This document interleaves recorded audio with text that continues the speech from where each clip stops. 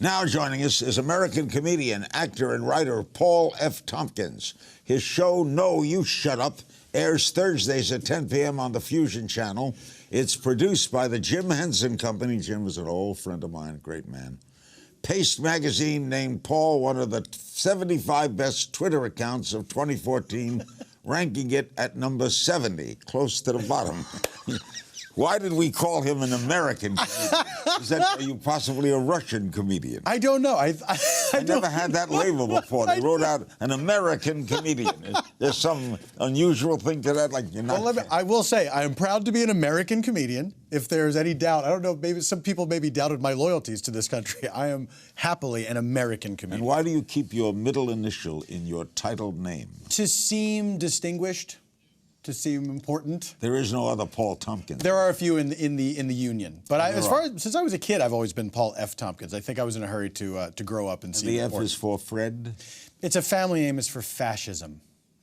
Good name. It's unfortunate. Yeah, they keep it quiet. It's been in the family a long time. Okay, what is No, You Shut Up? No, You Shut Up is a sort of Meet the Press style political roundtable show where I am the host, but the panelists are all puppets from the Henson Company.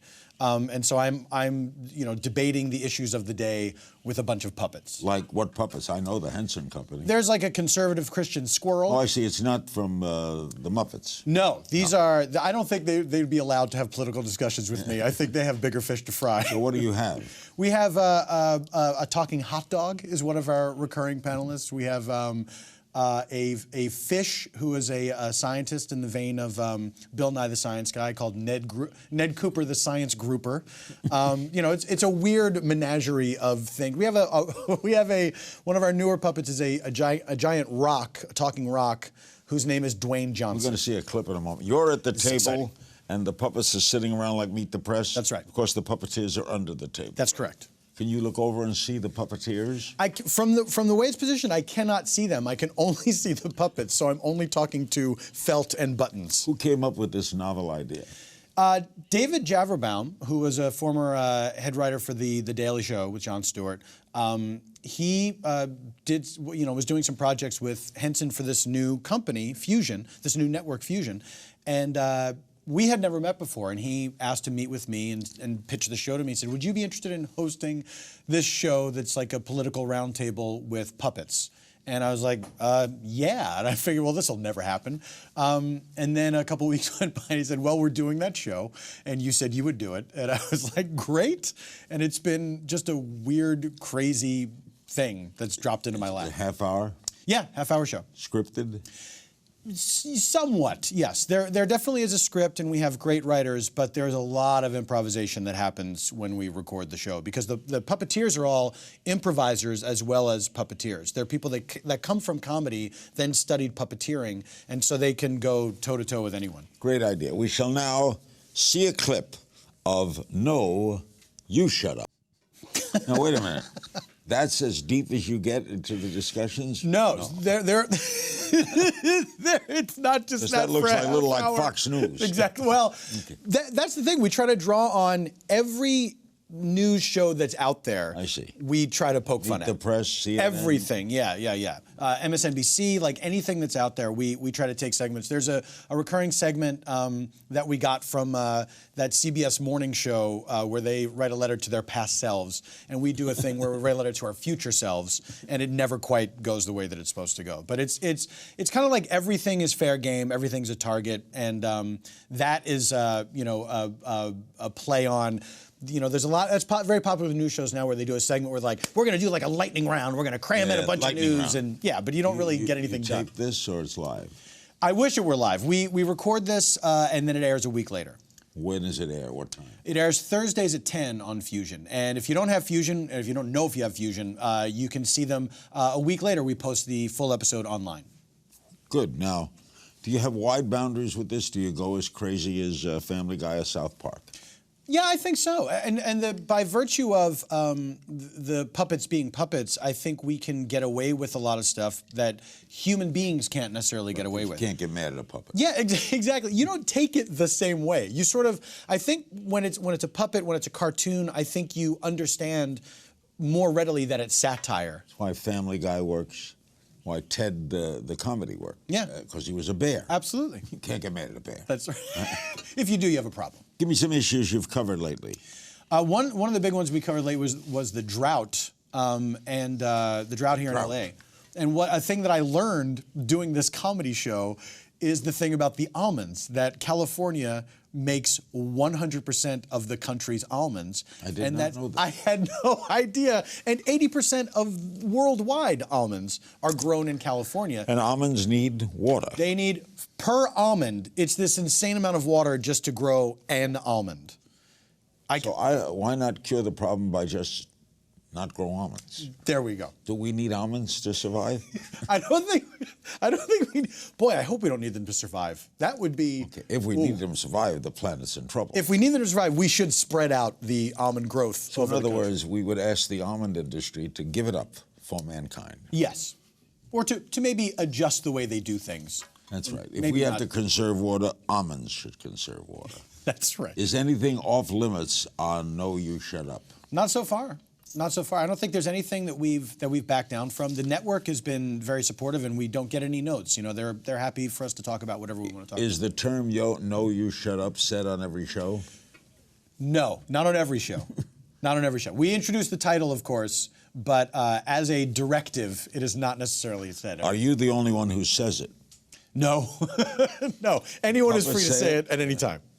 Do you try to stir up debate, like between your audience and the people that you hear from a lot of people? Is the show a buzz? We're starting to hear from people more and more, and we started as this. You know, it's tough on a new network that people don't even know if they have, and a lot of people found out their cable company didn't provide it. It's very tough. Now we're in our third season. We're just starting to see people talk more and more about the show. So Are you on DirecTV yet? Yes, we are on DirecTV. It's hard to keep in my head all the things that we're on. We are on DirecTV, yeah. That was a big deal. Talk Beverly Hills, you talk DirecTV. Yeah, exactly. You have guests on the show. We do have guests on the show. We've had a great selection of guest stars. Patrick Warburton was just on. Key and Peele were on. Upcoming, we have Judy Greer, who's a terrific actress. They sit with the puppets? Yeah. They get to interact with them and argue with them and be insulted by them, yeah. Is there an issue you haven't covered yet? Well, we're hoping. I would love it if we could do the election. We got to do, in our second season, we got to do a State of the Union address live, which was a blast to do that as it happened. You mean you carried Obama? Yeah, absolutely. And then had the puppets Yeah, we had puppets commenting on the State of the Union. It was so much fun. So we're about to wrap our third season. We do not know yet if we're coming back for a fourth. It looks good. It looks good that we are. It looks good. But we haven't gotten the official word, but I would love to be back on so we could do the election. You know, it'd be great if you did the election as the election comes in. You know how these other Absolutely. Oh, yeah. Cover it. Oh, I'd be happy to stay there all night and cover the returns as they come in. It's tough on the puppeteers because their arms get tired. Is your humor political, Paul? Are you a stand-up? I am a stand-up. My humor is more personal, but I certainly have my own politics in life, and this is kind of a way that I can participate in that without having to get too political myself. And you did a call-in segment recently, right? People called in? We did a fake call-in segment, yes. We Sort had of like Larry King Live on CNN? That's right. Not unlike. Of course, we didn't do it as well as Larry King Live did. But you had fake people calling in Yes. to the puppets. Absolutely. So, Paul, before this came to you, what were you doing? Why did they select you, Paul, do you think, for No You Shut Up? I honestly don't know why. I have hosted things before, and I am a stand-up comedian and an actor, and I've done, my career is made up of a million different things. And at the time that I was approached to do this, I had just shot a pilot for ABC that didn't go, and so I had no idea what my future was going to be, and this seemed like a fun thing. So, yeah, I don't know what made them take a chance on me. Do you audition a lot? No, I don't.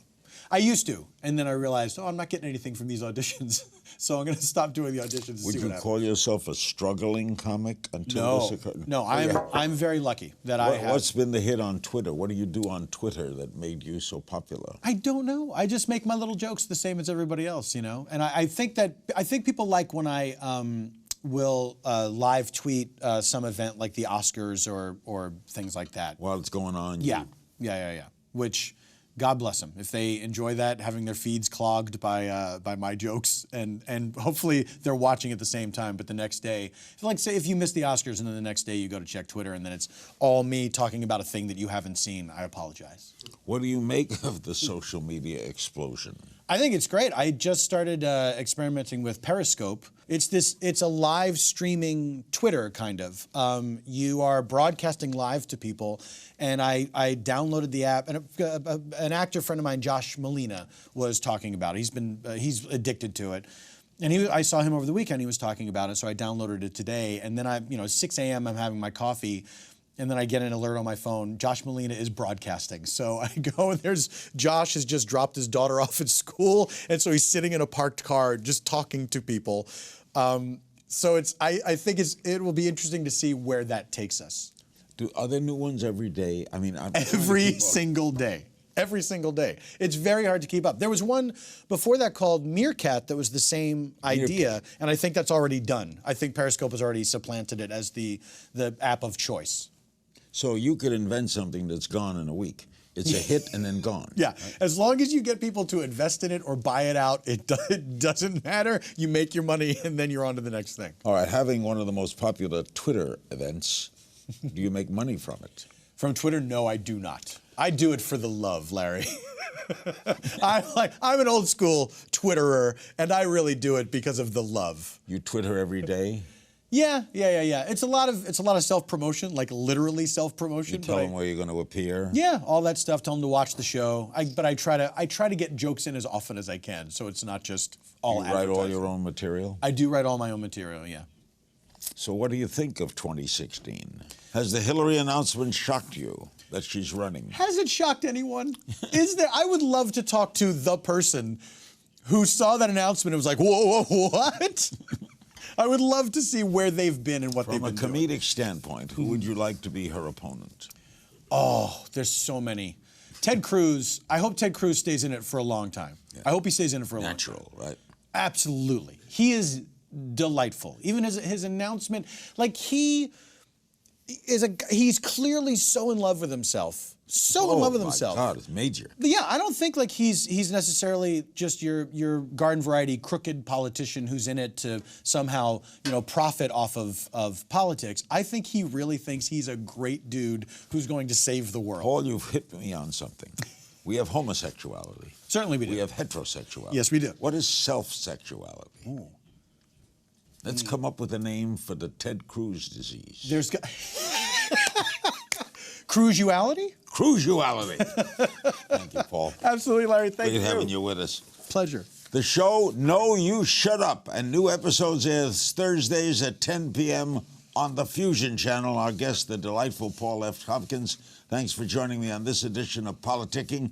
Remember, I want to hear from you. Join the conversation on my Facebook page. And as always, share your thoughts with me on Twitter by tweeting @KingsThings and using the PoliticKIng hashtag.